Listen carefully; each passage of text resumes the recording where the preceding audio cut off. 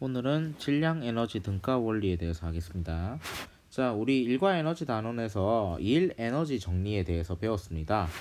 자, 질량이 m짜리인 물체를요, F에 힘을 가해서 S만큼 하면요, 나는 이 물체 2를 해줬죠. 자, 근데요, 얘가 가지고 있던 카이네틱 에너지는요, 이니셜 값이고요, 얘가 가지고 있는 카이네틱 에너지는 파이널 값이에요. 자, 일 에너지 정리는 이렇게 되겠죠.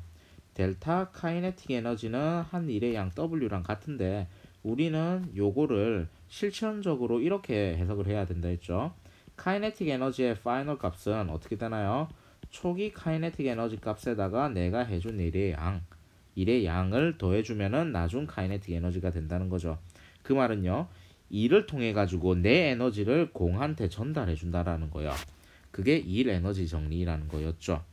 자, 근데요, 요거는요, 뉴턴 역학을 바탕으로 하고 있기 때문에 이제 상대론적인 효과는 전혀 고려하지 않습니다. 즉, 뭐가 일정하냐면요, 질량 m이 일정할 때라고 가정을 한다는 겁니다. 자, 그래서요, 역학이 두 가지가 있습니다. 뉴턴 역학은요, 이제 고전 역학이라고 해가지고요, 뉴턴이 거의 체계를 다 세웠습니다. 근데요, 아인슈타인이요, 어떻게 됐나요? 상대성 이론을 가지고 모든 것들을 재정의했기 때문에 상대론적 역학은요, 뭐 뉴턴 역학을 갈아엎고 새로 만든 게 아니고요, 뉴턴 역학을 바탕으로 해서 상대론적 효과를 적용시켜주는 역할이에요. 자, 그래서요, 상대론적인 역학에서는요, 질량도 변할 수 있다라는 겁니다. 자, 다음 그래프를 보면 어떻게 되냐면요, 속력이 점점 증가할수록 질량이 커진다라는 거예요. 근데 커지는 비율이 어때요? 급격하게 이렇게 증가하죠. 그래서요, 빛의 속도에 도달하려고 하면요, 거의 질량이 무한대에 도달하게 됩니다. 자, 이런 거예요. 자, 프로세스는 이렇습니다. 물체의 속도가 증가할수록요, 질량도 증가한다라는 거예요. 자, 그 말은요, 물체의 이제 카이네틱 에너지를 증가시키기 위해서는 에너지가 필요해요. 그래서 에너지를 공급해 주는데요, 이 에너지가 물체의 카이네틱 에너지, 즉 속도를 증가시키는 데 쓰는 게 아니고요, 카이네틱 에너지가 어떻게 되나요? 2분의 1 mv 제곱이죠. v를 증가시키는 데 쓰이는 게 아니고요, 질량을 증가시키는 데 쓰여버려요. 그래서 에너지를 공급을 계속 해주는데요, 속도가 빠르게 되려면요, 공급된 에너지가 속력 증가가 아닌 어디에 질량 증가에다가 사용이 되기 때문에 빛의 속도에 도달하려면은 나중에 되면 어떻다고요? 무한대의 에너지가 필요하다고요. 그 말은 절대로 질량을 가진 물체는 빛의 속도에 도달할 수가 없다라는 겁니다. 자, 그러면요, 요걸 통해서 어떤 원리가 나왔냐면요, 질량 에너지 등가 원리가 나왔습니다. 그 말은요, 여러분들이 잘 알고 있는 겁니다. 이는 mc 제곱이라는 거예요. 자, 등가기 때문에 어떤 내용인가요? 등호니까 좌변과 우변이 같다라는 거죠. 근데 좌변에는 에너지가 있고요, 우변에는 질량이 있죠. 그 말은 에너지와 질량이 서로 같다라는 거예요.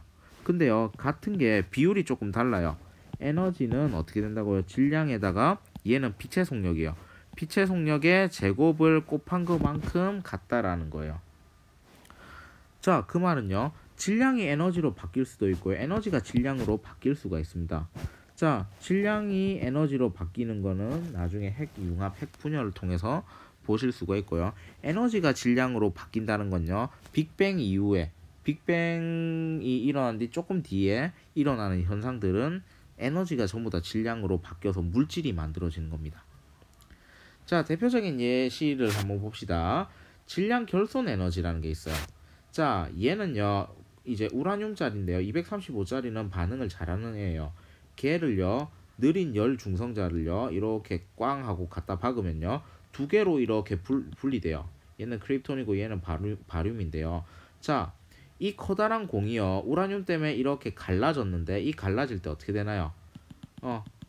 쉽게 얘기하면 부스러기 같은 게 나오겠죠. 자, 그래서 이 부스러기 같은 것들이 나와가지고 어떻게 된다고요? 이 구성하고 있는 이 입자들의 질량을 측정을 해보면요, 반응 전에 비해서 반응 후가 어떻게 된다고요? 구성하고 있는 입자들의 질량이 줄어들어요. 자, 이 부스러기들 때문에 이 부스러기들의 질량을 보고 뭐라고 하냐면요. 질량 결손이라고 할 거고요. 얘를 뭐라 쓸 거냐면 델타 M이라고 쓸 거예요. 자, 근데 우리는 아까 E는 MC 제곱이라는 식에 의해서 어떠나요? 질량과 에너지가 서로 컨버팅이 가능하다 했죠. 자, 그럼 이 상황에서 이만큼의 질량 결손이 생겼어요. 그 말은 이 질량이 사라졌다는 거거든요. 그럼 이 사라진 게 뭐 어디로 갔을까요? 그렇죠. 에너지로 갔다는 거예요. 그러면요. 이 질량 결손 때문에 생기는 에너지가 어떻다고요? E는 델타 MC 제곱이죠. 델타 M이 뭐라고요? 질량 결손이라는 거예요. 그래서요. 여기서 발생하는 에너지를 가지고요.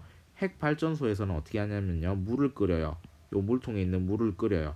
그러면 뭐가 생기나요? 증기가 생기겠죠. 이 증기를 어떻게 하냐면 고압으로 이렇게 쏘아서 쉽게 얘기하면 터빈이라는 물레방아를 이렇게 뱅글뱅글 돌려줘요. 거기에 뭐가 잘 달려있냐면 자석이 달려있거든요. 그래서 전자기 유도를 통해서 무엇을 하냐? 전기를 만드는 발전 과정을 거칩니다. 자, 핵융합도 마찬가지입니다. 그건 교과서를 참고하시면 될 것 같습니다.